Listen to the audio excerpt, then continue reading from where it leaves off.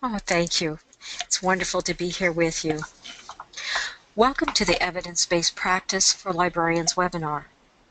I am an academic library director with Kaiser University Lakeland campus, a nonprofit privately owned university. Kaiser Lakeland teaches many medically based programs like radiological technology, radiation therapy, nuclear medicine, physical therapy assistance, RN nursing, sports medicine, among other non-medically oriented programs like business, graphic designs, and marketing. I share this with you so you can compare your library to mine. Our programs range from Associate of Arts and Sciences to PhDs, and we are fully SACS accredited. As a librarian, I need to be proactive with students, which I am. This program I'm going to share with you came from the premise of Kaiser's Student First philosophy. At Kaiser University, we focus on developing methods that help our students to reach the finish line by two clear measures. They are graduation and employment. My EBP program was developed as a pilot study to explore what impact, if any, did an EBP library training have on those two factors of student graduation and employment. We as librarians contribute much to the academic constellation and share in the celebration of student success through our librarian as educator contributions. Librarians make a difference. We are not mere collectors of books, but rather we are viable educators with our own specialized skill set that helps students meet with academic success. As I often say, the best students can be found in the library, and even non-librarians know this is true. It is not our books or databases that make librarians unique, but our skill set as advanced researchers in the information hierarchy. Information is plentiful, but access to information is neither easy or fail-safe. Students need support, and evidence-based practice is a skill set that I can impart to them as a librarian and as an educator. I trust that this presentation we are about to undertake together is an induction and for some an initiation to the evidence-based practice for librarians. I care greatly about the students that I serve, and I appreciate that you do too. So let's proceed with about the unique process of evidence-based practice.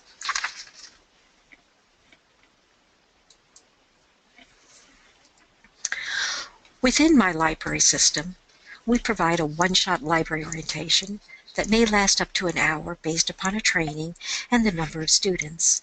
In this practice of the one-shot library orientation, we believe it to be an effective introduction.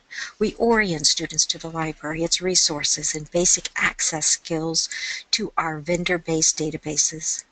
We prefer to wrap the training around an actual research paper or project whenever it is possible. I used an assessment measure based on the ACRL standards of pre-test, post-test, and found students had gained significant information from the one-shot training.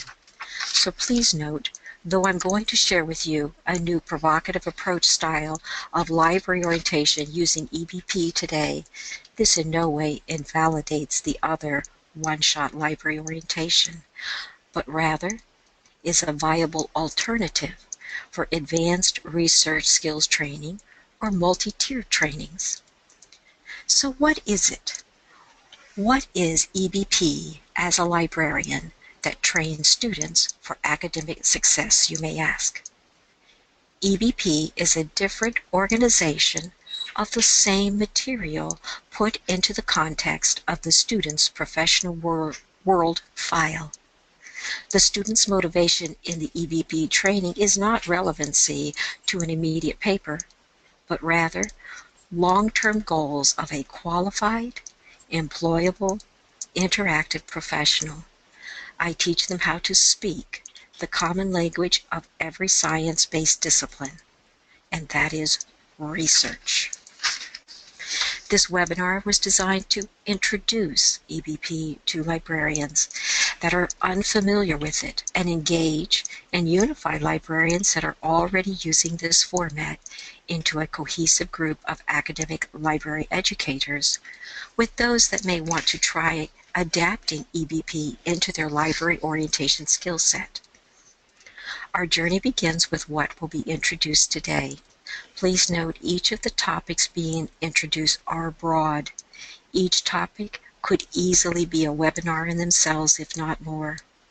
Throughout this webinar, I will be using EBP myself, which means simply I will be providing my listeners with researched evidence to support my presentation and researchers' conclusions. Today, at the end of this presentation, you will understand and have an introduction to evidence-based practice library instruction, understand a new higher education canon, how to build a collaborative relationship with faculty, the benefits of utilizing technology, and fitting the new ACRL framework.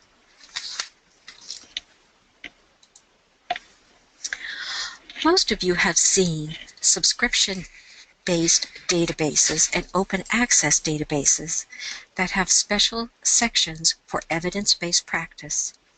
As you can see in the JAMA pictorial caption, that EBP is explained and the database is readily set up to accommodate the inquiry research process. On the left panel is a description of the steps an EBP practitioner should follow to provide an evidence-based practice answer to their research question. You will see the steps: assess, ask, acquire, appraise, and apply. There are many words that can and have been used, but they all have similar steps. As the librarian educator, we do not teach medical science. This is the place for the medical instructor to lay the groundwork that introduces evidence-based practices to the student. In recent times, many medical textbooks refer to an evidence-based practice. Medical science faculty have strongly emphasized the foundational structure of evidence-based practice. I often tell students to highlight their textbooks every time they read the words evidence-based practice, because it will be connected to a factoid they will likely see again on tests and further training. But let's return to the problem of the student. In a well-known study by library researcher Head in 2013, provided a longitudinal project to determine the information literacy skills of college graduates. I highly recommend reading her work and published studies from the Project Information Literacy Study.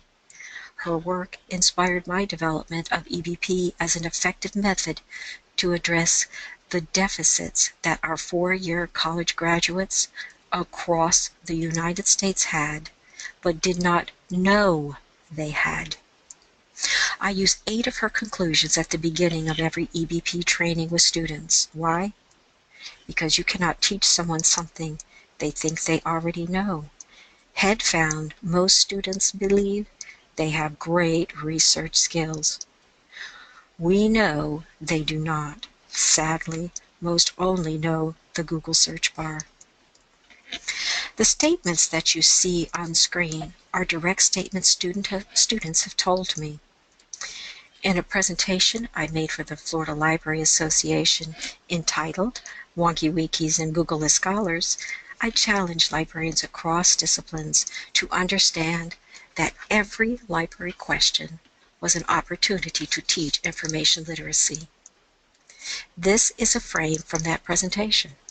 In that presentation, I concluded that every child in libraries across Florida will one day be asking themselves the question, am I college material? And we as librarians must take responsibility for our role and seize every opportunity to teach skills that lead them to academic success, so children can see themselves as having the right skill set for college.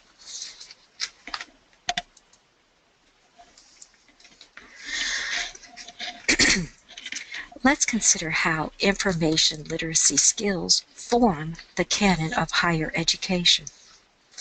Barrett, in a recent article, commented on new higher education standards. It was his contention that in a new standard has emerged within the culture of higher education academia he calls a canon. Canonization is an elaborate collaborative process drawing on the paradigm of academic rigor, evidence, and excellence.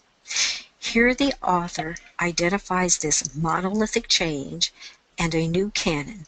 Barrett stated, and I quote, "If skills are the new canon, curricula as they're now configured often fall short of instilling them. Educators and associations have called for change. Nicholas Lehman advocated in a recent essay in the Chronicle Review for a canon of methods like the interpretation of meaning, numeracy, visual and spatial grammar and logic, and information literacy." End of quote. Librarians across the U.S. have begun embracing a dynamic instructional role in higher education. According to Barrett, faculty have focused on skills that require evidence-based reasoning that assimilates current research information while modifying existing beliefs and understandings. Critical thinking promotes the evaluation of all evidence provided and teaches ways to analyze how the information may be inaccurate. To correctly accomplish this, the student must understand how to analyze research, levels of strength, and inherent methodological limitations, and apply it to current research finds. Consider this question as a librarian. Does the information found on a commercial website have the same level of credibility as an annual discipline conference report? No, of course not. And this is an easy question for librarians. But according to the researcher head, it appears deficit in students' research papers across the U.S. What is it that you know, but that students do not grasp? Is there a skill set we can employ to teach students credibility? Barrett in 2016 suggested that a large, well-known university focused on evidence as their quality enhancement plan for the Southern Association of Colleges and Schools reaffirmation. One faculty member readily supported the proposed plan and concluded accurately, and I quote, "Evidence is foundational to every discipline." End of quote. For those that keep their ear to the ground on accreditation standards, evidence-based practices are likely to be the gold standard, as well as greater instructional roles for librarians of all types. And these evidence-based practices are and can be set in the ACRL framework, and we will touch on that today.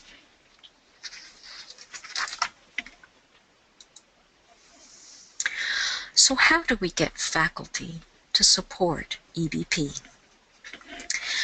Kimberly Fogel is an occupational therapist college instructor who wrote a provocative piece for the Journal of Allied Health in 2012 entitled "Librarians and Occupational Therapy Faculty, Collaboration for Teaching Evidence-Based Practice." In a descriptive study, Fogel saw the problem of students not using evidence-based practice for two reasons. One, time pressures, and two, lack of skills. It was her conclusion that librarians had the skill set to teach information literacy to her students. Fogel, an occupational therapist professor, stated, and I quote, "This descriptive study explains how librarians can teach information literacy skills and strengthen knowledge of EBP and graduate occupational therapy students. 63 students at the University of Texas Health Science Center at San Antonio read articles and learned didactic information from OT faculty and librarians about EBP. Students researched intervention questions. Both groups, the librarians and students, rated the learning experience highly. These results supported other studies showing librarians' effectiveness in developing EBP skills in students. End of quote. For the study, Fogel 2012 allowed the librarians to use their discipline skills to develop a literacy program that focused on the skills needed for EBP. The librarians developed training and exercises that challenge students to apply research and literacy skills to special topics of their OT discipline. Students became engaged in the value of research, their ability to find, qualify, and apply research meaningfully to their research queries. Fogel, the occupational therapist professor, went on to explain, and listen carefully to her statement. Librarians are outstandingly skilled to help develop competency in EBP. They can collaborate with faculty to integrate EBP into single courses or throughout curriculum, teach high-level skills in searching and evaluating the literature, and assist students in individual searches. Librarians can help practitioners develop EBP skills by developing online tutorials, creating resource portals, and teaching workshops. End of quote. Fogel reported the inclusion of libraries into the OT coursework and began quite simply with just a few informal conversations occurring between OT faculty and librarians. As I read Fogel's study and her definitive comments on the role of librarians into course curriculum, this was one of the best explanations I had seen as to the value librarians bring to academia. Fogel understood what we do and how we can collaboratively work with the college faculty to plan an integrative role in the students' development of information literacy, and the EBP was the common factor. Fogel recognized that the librarians had special abilities and understanding of information and how to access it, qualify its quality, and apply it meaningfully to a discipline's practice, among other skills. Those librarians' abilities were brought into curriculum meetings for the blending of our disciplines. Fogel knew the librarians could better teach the students the hands-on skills to navigate online databases, as well as teach levels of information quality of the research itself. It is what we do every day in our libraries. Our skill set and training include information hierarchies, how information is stored, organized, and thus located. We understand systems of organization that run through all recorded knowledge. As a vital role the library played historically to the university, being its central hub of learning, it is again re-emerging for masters of information we commonly call librarians. In my own development of EBP at my university, EBP is taught in 4 sessions also that address EBP theory, introduction to information literacy, advanced research skills, and applied research skills for a brief scholarly EBP presentation. Pre- and post-test assessments are given based on the ACRL-IL standards. My university was fulfilling the requirements of a grant for our nursing students, and in a casual conversation with our nursing faculty following a community advisory board meeting, the topic of evidence-based practices emerged as a definitive programmatic need. In preparing new materials for the healthcare grant, I recalled one of the department heads at my university had spoke to me about the significance of evidence-based practice to his discipline of physical therapy. As I gather multiple acquisition requests that continually use the terminology of evidence-based practice in the title across a variety of disciplines. As an academic librarian, I began exploring, as a librarian researcher, about EBP. What is it? How is it unique? Why is this so important to so many disciplines? How are students locating information without information literacy training? This led to multiple finds and special links to special materials focused on evidence-based practices. The healthcare grant gave a golden opportunity to provide information literacy in a different and in-depth format. I met with the RN faculty about undertaking multiple trainings with their students to see if they could obtain more advanced research skills that focused on evidence-based practice. To my amazement, like the OT instructor of the previous study, Fogel, they loved it and thought a librarian was exactly who was needed to teach EBP.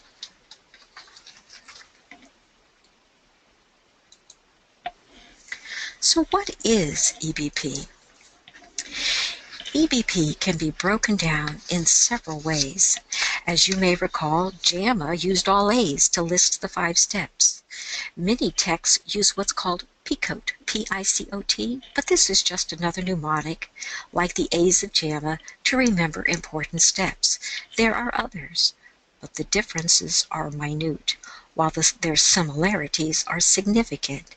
And what we will focus on for this introduction includes question, search, rate, apply, and speak.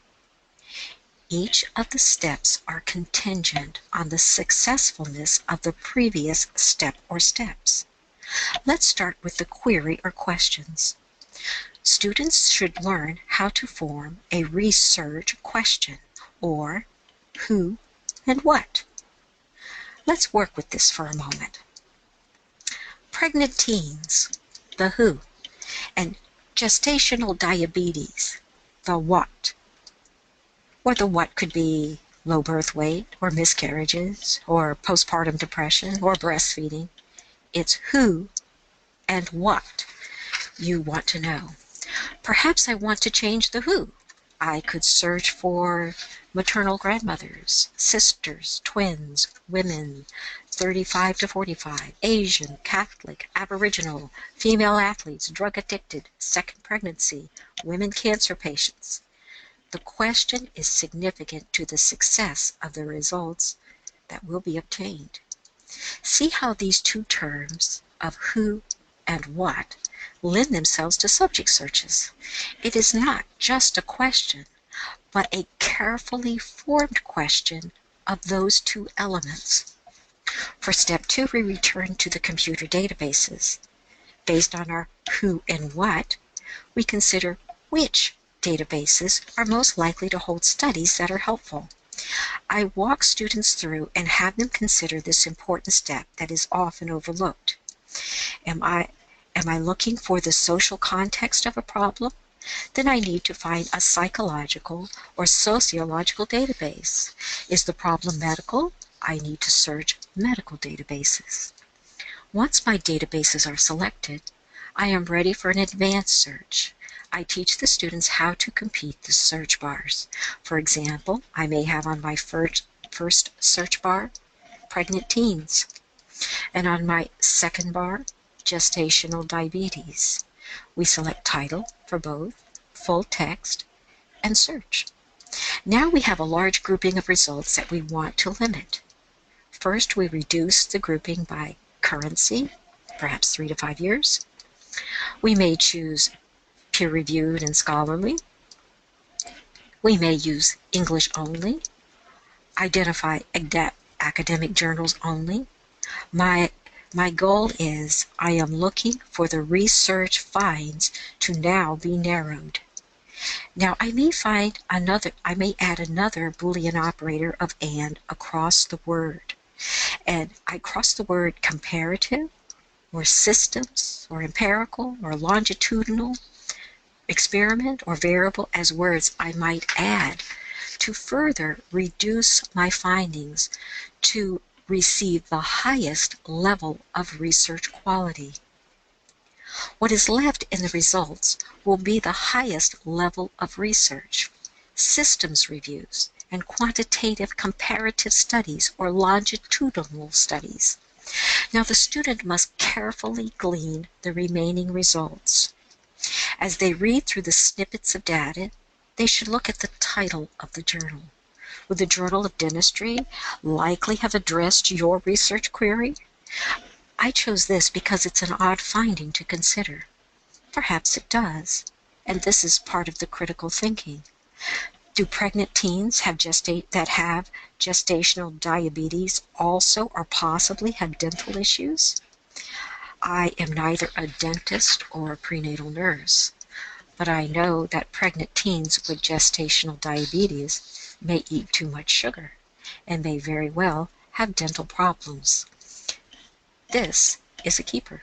In contrast, I may see the Journal of Business Informatics, and unless I'm considering the financial impact of the pregnant teen with gestational diabetes, it is unlikely that the journal title is going to answer my research query. I might remove or leave that result behind. Please note how important the research question is at this stage of the research. Some may ask, what is the goal? And I would quickly point out, I am funneling down to a few excellent quality results. If I'm writing a research paper, I want quality research studies for each page. How many should I get? I suggest 2 times whatever the page requirement as what is needed. For my advanced training, I have students pick out one, either related to an assignment or a topic of personal interest.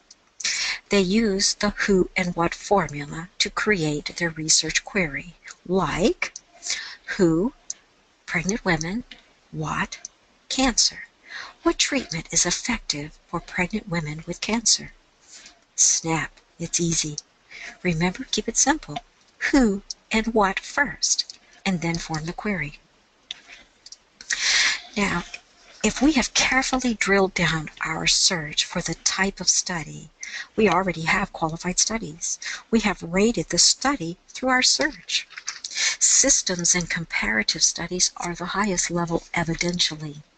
The other information may be quality, i.e. written by qualified individuals or even peer-reviewed, but it may not carry the weight of a systems study or a comparative study. Other types of studies are very good, but studies, but they do not generalize, meaning we cannot say the results are true within the larger population. We can surely learn from these studies. We can explore the depths of details they may include, but they are specific and accurate to the case to which it's being applied. We can say we have gained insight, but not measurable outcomes. This rates the level of credibility. Our next portion is going deeper. We are now going to apply the research finding. Application equals my discipline. Or, why are these research findings significant to my discipline?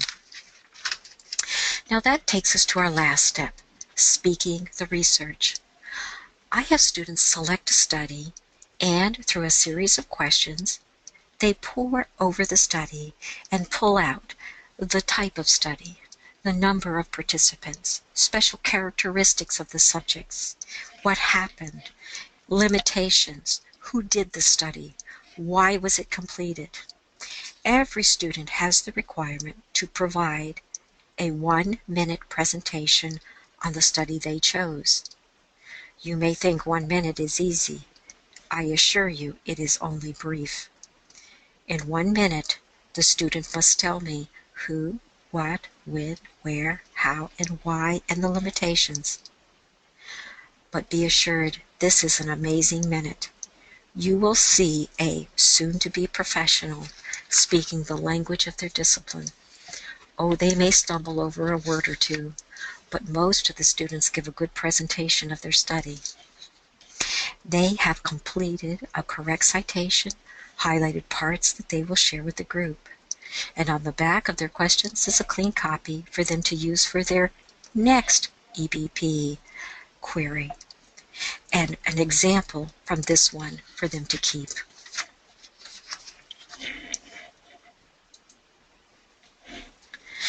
It is important to understand the theory of the framework of EBP. Understanding a theoretical construct that explains 21st century adult learning for EBP has come to using connectivism. According to Simon in 2005, the architect of connectivism has defined connectivism as, and I quote, "Connectivism is a hypothesis of learning which emphasizes the role of social and cultural context. In this sense, connectivism proposes to see knowledge's structure as a network and learning as a process of pattern recognition." Futurists have predicted that libraries will also change and embrace many of the new digital technologies. At present, we will see some replaced with better tools, while some may remain. We see portability, privacy, accessibility emerging as ethical constraints rather than optional characteristics. We see abuses of information, users, and systems that impact international communities and individuals. Whatever form that information happens within, we will need a means to explore and capture and rate its qualities and limitations using the best methods we have available in research to determine its level of credibility. Evidence-based practice can use digital information, grade its quality, and apply it meaningfully for information seekers. Understanding the scaffold of credibility in research will lend itself to many of the sociological perils of today, where many do not know how to put information into a leveling system to qualify the data. And I quote, as Simon stated, "The ability to draw distinctions between important and unimportant information is vital." So when we as librarians teach students how to find information, qualify it, and apply it meaningfully, we are agents of this brave new digital world. We not only teach skills, but empower the user to use standards that embrace evidential knowledge, as we have in evidence-based practices.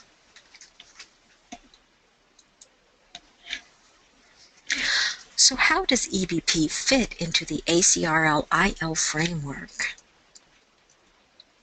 Students learning EBP are immersed into the professional world of their discipline. It beckons the question of who they are becoming as a professional. There is nomenclature for many disciplines. Students discover these words as they are guided through their coursework. Most of their books have glossaries and subject indexes that further facilitate their professional language skills. Evidence-based practice begins with why. What is the reason for EBP? And using Maslow's hierarchy of human needs, trust is paramount, especially in medical sciences. When a stranger speaks with credibility and authority, others trust what is being said. But how is credibility and authority gained? Students, through various questions, will delve into precepts that define credibility through graduate degrees and various methods of scholarly endeavors by well-educated individuals within specific disciplines. Turning to authority, macrocosm to microcosm, students explore by what authority they will challenge a seemingly wrong answer. By adding a contrasting authority, such as another author, that differs from their textbook on a particular topic, they can then explore who would they say is the authority. This provides the student with the opportunity to see how scholarly concepts may not consistently be the end-all of accuracy or thought on a particular subject. We are reminded that knowledge is complex and multifaceted, and with new understandings that emerge, it may change partially or entirely.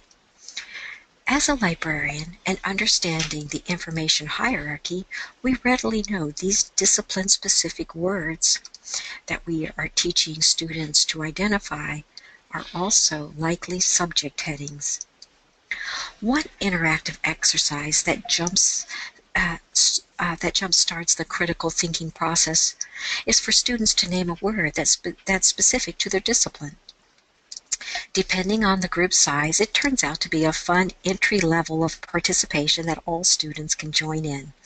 As a librarian educator, you will begin to hear comments like, "Oh, that was a good one," or "How about?" It also allows the students to experience some level of development within their own discipline as they are in progress with their professional construction. This exercise allows students to have a voice in the classroom and to freely exchange ideas and programmatic concepts. Occasionally, they stumble through a difficult word, pronouncing it incorrectly, but they are aided by other students assisting them that are also struggling. Pedagogically, they're forming interdependent relationships that will aid in their academic success. This exercise will be a light bulb moment when they begin to apply actual searching strategies. They will remember many of the words they are playfully throwing out in this exercise and catch on that this discovery was intentional. These words, as we as librarians know, are key subject terms specific to their discipline and will help them separate their discipline from others and indicate when two disciplines overlap.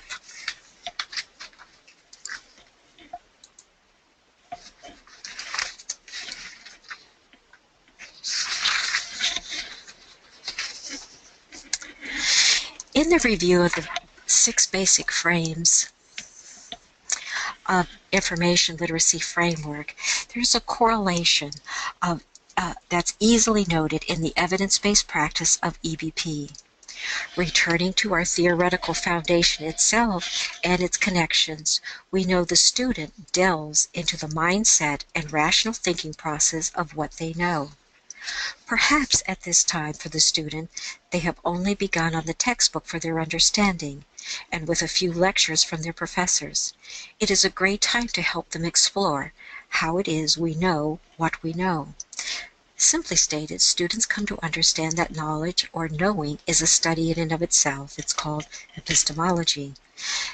This time of reflection allows the student to step back from all the facts, sciences, and textbook learning and consider the process of knowledge and ponder thoughtful questions.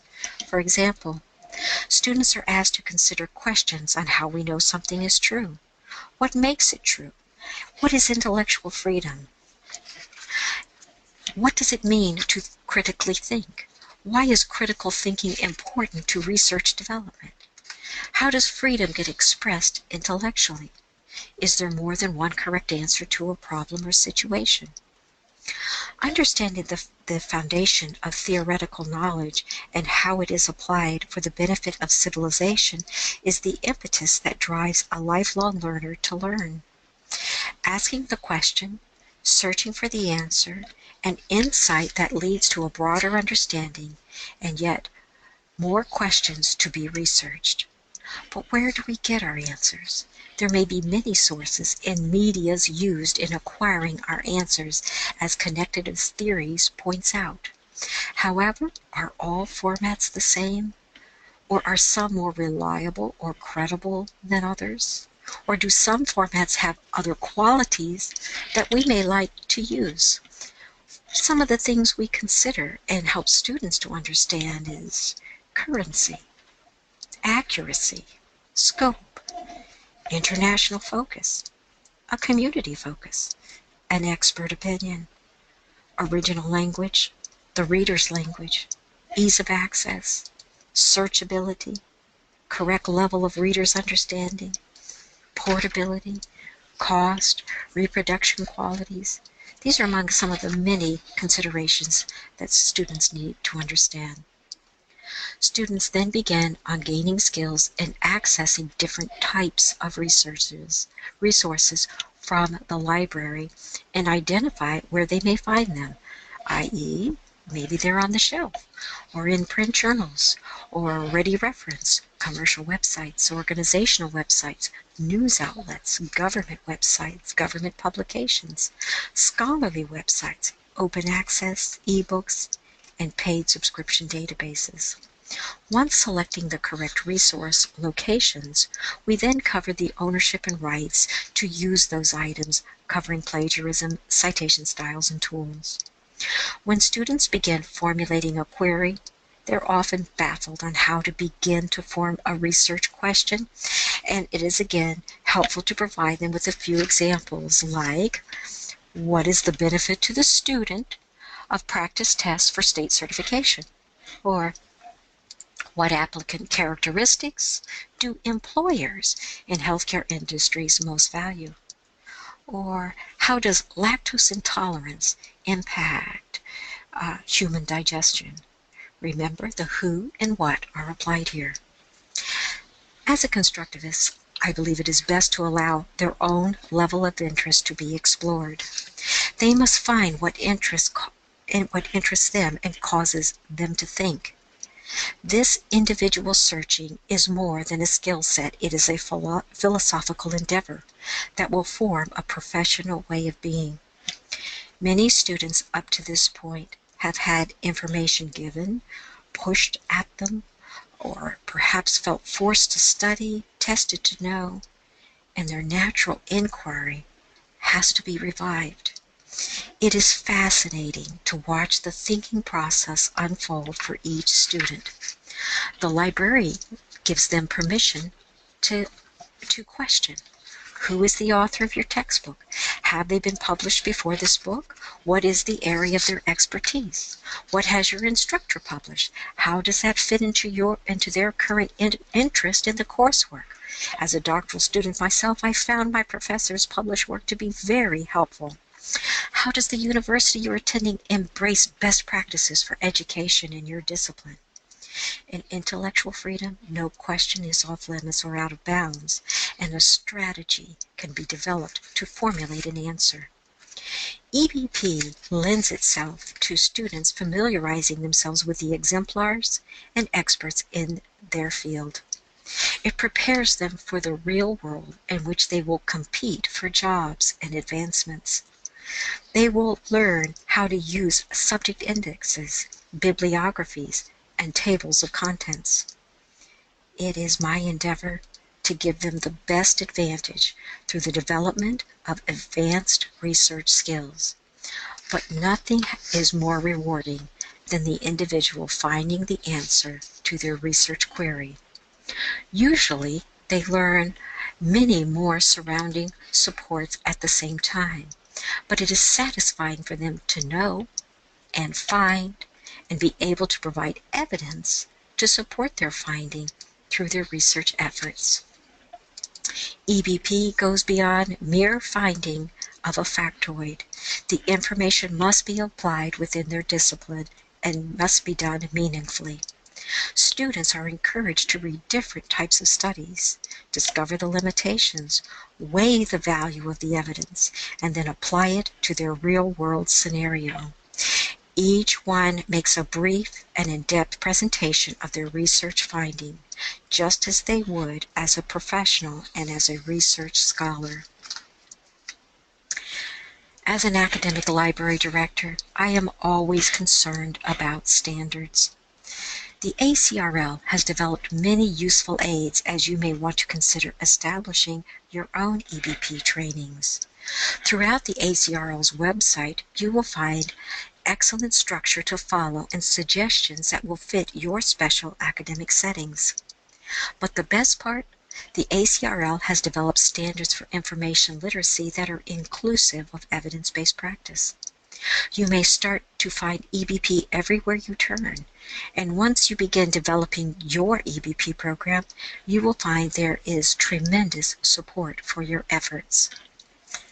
As a librarian, I must say I enjoy helping students learn evidence-based practice skills and clinical reasoning, and I find it to be a comfortable fit within the new information literacy framework.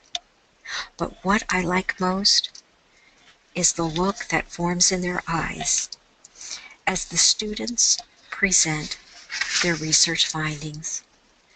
They hear themselves engaged in scholarly conversation, using discipline-specific nomenclature, and speaking with power based on the evidence they have found to their question.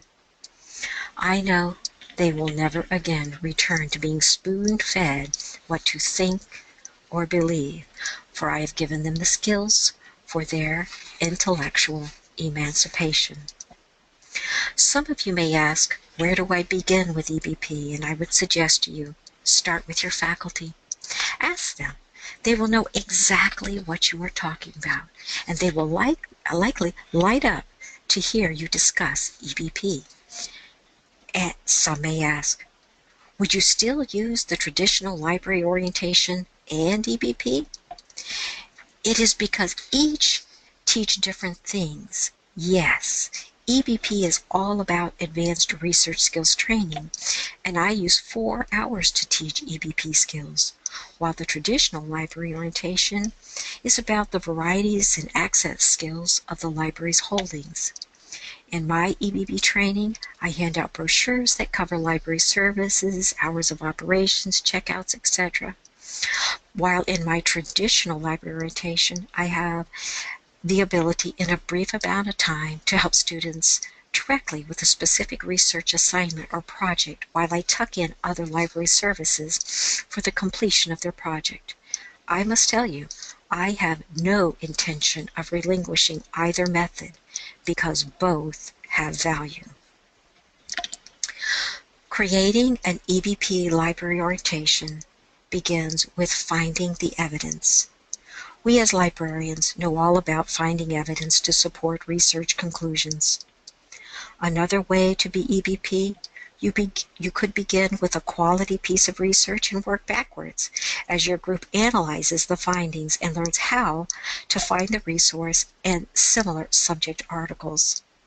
Perhaps you have an instructor that has a packet of research articles that all students must read for her course. Ask the instructor to pick out which one they believe the most valuable article from the packet and proceed to create your EBP training. It's that simple. Follow the evidence.